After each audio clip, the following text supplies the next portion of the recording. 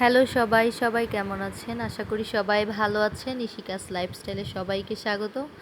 আজকে আমি একটা ডিমের রেসিপি করব। এই রেসিপিটা কিন্তু ছোট বড় সবার অনেক পছন্দের। এই তরকারিটা রান্না করলে আর মাছ মাংসের প্রয়োজন হয় না। তো আমি এই তরকারিটা কিভাবে রান্না করি চলেন দেখি। প্রথমে একটা লাইক দিয়ে দেখা শুরু করবেন। আর এখনও যারা আমার চ্যানেলটিকে সাবস্ক্রাইব করেননি অবশ্যই সাবস্ক্রাইব করে আমার পাশেই থাকবেন। আমি এখানে ডিমগুলোকে ফাটিয়ে নিচ্ছি। এখানে আমি 4টা ডিম নিয়েছি। আর ডিমগুলো কিন্তু রুম টেম্পারেচার ছিল। অবশ্যই এটাকে রুম টেম্পারেচার করে তারপর নিতে হবে। এখানে আমি পরিমাণ মতো কাঁচামরিচ কুচি দিয়ে দিলাম, পেঁয়াজ কুচি আর সামান্য লবণ দিয়ে এটাকে আমি ভালো করে ফেটিয়ে নিব। ডিমটা ফেটানো হয়ে গিয়েছে। এখন আমি যে স্টিলের বাটির মধ্যে সিদ্ধ করতে দিব সেই বাটিতে একটু তেল ব্রাশ করে নিয়েছি। ডিমটা দিয়ে এখন আমি এটাকে সিদ্ধ বসিয়ে দিব। আমি একটা কড়াইতে পরিমাণ মতো জল দিয়ে দিয়েছি আর একটা স্ট্যান্ড বসিয়ে এর মধ্যে ডিমটা সিদ্ধ করতে বসিয়ে দিলাম। আর যে ঢাকনাটা দিবেন সেটা অবশ্যই যাতে কোনো বাতাস না বের হতে পারে এরকম ঢাকনা দিবেন। আমার ডিমটা কিন্তু সিদ্ধ হয়ে গিয়েছে, খুব ভালো করে সিদ্ধ হয়ে গিয়েছে, দেখতেই পাচ্ছেন। 6 থেকে 7 মিনিটের মতো আমি সিদ্ধ করে নিয়েছি। এখন একটা কড়াই গরম করে নিয়েছি, এর মধ্যে তেল দিয়ে দিলাম। আর আমি ডিমটা নামিয়ে একটু ঠান্ডা করে নিয়ে তারপর কিন্তু পিস পিস করে কেটে নিয়েছি। তো সামান্য পরিমাণে আমি হলুদের গুঁড়া দিয়ে দিলাম। আর আগে থেকে কিন্তু ডিমের মধ্যে লবণ ছিল, এর জন্য আর লবণ দেওয়ার দরকার নেই। আমি ডিমগুলোকে এখন হালকা করে ভেজে নিব। ডিমগুলোকে হালকা করে ভেজে নিতে হবে, বেশি ভাজলে কিন্তু ডিমগুলো খেতে ভালো লাগবে না। চারপাশ আমি উল্টিয়ে এভাবে একটু ভেজে নিব। এরপর যে আমার ডিমগুলো কিন্তু ভাজা হয়ে গিয়েছে, আমি এখন এগুলোকে তুলে নিচ্ছি। এরকম করে আমি সবগুলো ডিম একে একে ভেজে নিব।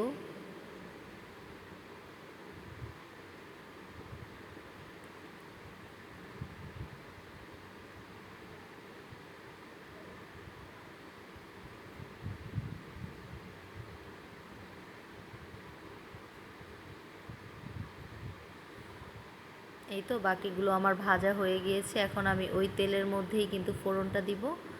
তো ফোড়ন দেওয়ার জন্য আমি এখানে নিয়েছি একটা তেজপাতা আর কিছু আস্ত জিরা। জিরাগুলোকে একটু ভেজে নেওয়ার পর এর মধ্যে কিন্তু আমি পেঁয়াজ দিয়ে দিব। পেঁয়াজগুলোকে হালকা একটু আমি ভেজে নিচ্ছি, যাতে পেঁয়াজের যে কাঁচা গন্ধটা থাকে সেটা চলে যায়। পেঁয়াজগুলোকে আমি এখন ভালো করে ভেজে নিব। আর এই তো ভাজা হয়ে গিয়েছে। এর মধ্যে আমি এখন আলু দিয়ে দিলাম।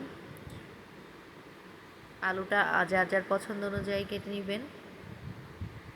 স্বাদ মতো লবণ দিয়ে দিলাম। আলুটাকে একটু ভাজা ভাজা করার পর আমি কিন্তু গুঁড়া মশলাগুলো দিয়ে দিচ্ছি। এখানে আমি দিয়েছি হলুদের গুঁড়া, মরিচের গুঁড়া আর দিয়ে দিব ধনিয়ার গুঁড়া, যার যা টেস্ট অনুযায়ী দিবেন। এখন এই মশলাগুলোকে আমি ভালো করে কষিয়ে নিব।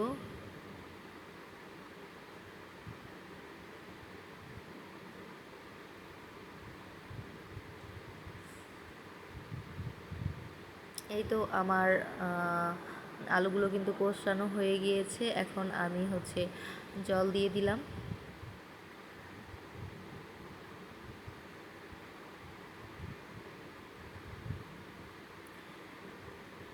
এখন আমি ঢাকনা দিয়ে বলক আসা পর্যন্ত রান্না করব। আর আপনারা যারা এই রান্নাটা করেননি একবার হলেও করে খাবেন। এই ডিমের রান্নাটা কিন্তু বেশ মজাদার। এখানে আমি একটু আদার রস অ্যাড করলাম। আদাটাকে থেতো করে সামান্য জল দিয়ে তারপর রসটা দিয়ে দিয়েছি। এই রসটা দেওয়ার কারণে ডিমের যে একটা স্মেল থাকে সেটা কিন্তু আর থাকবে না। এই তো আমার আলুগুলো সিদ্ধ হয়ে গিয়েছে, আমি একটু ম্যাশ করে দিচ্ছি। এখন আমি ডিমগুলোকে দিয়ে দিব। ডিমগুলোকে দিয়ে একটু ভালো করে মিশিয়ে নিচ্ছি ডিমের সাথে ঝোলটাকে। এখন আমি 1 চা চামচের মতো ভাজার জিরার গুঁড়া দিয়ে দিচ্ছি আর দিয়ে দিব গরম মশলার গুঁড়া। তো আমার রান্নাটা কিন্তু অলমোস্ট হয়ে গিয়েছে। ঢাকনা দিয়ে আরও 2 মিনিটের মতো রান্না করলে কিন্তু আমার রান্নাটা কমপ্লিট। তো রান্নাটা কেমন হলো অবশ্যই কমেন্টে জানাবেন। আর একবার হলেও এই রান্নাটা ট্রাই করবেন, বাসার সবাই একদম হাত চেটেপুটে খাবে। তো আজকে এ পর্যন্তই, শীঘ্রই আরেকটা রান্না নিয়ে হাজির হব। সবাই ভালো থাকবেন।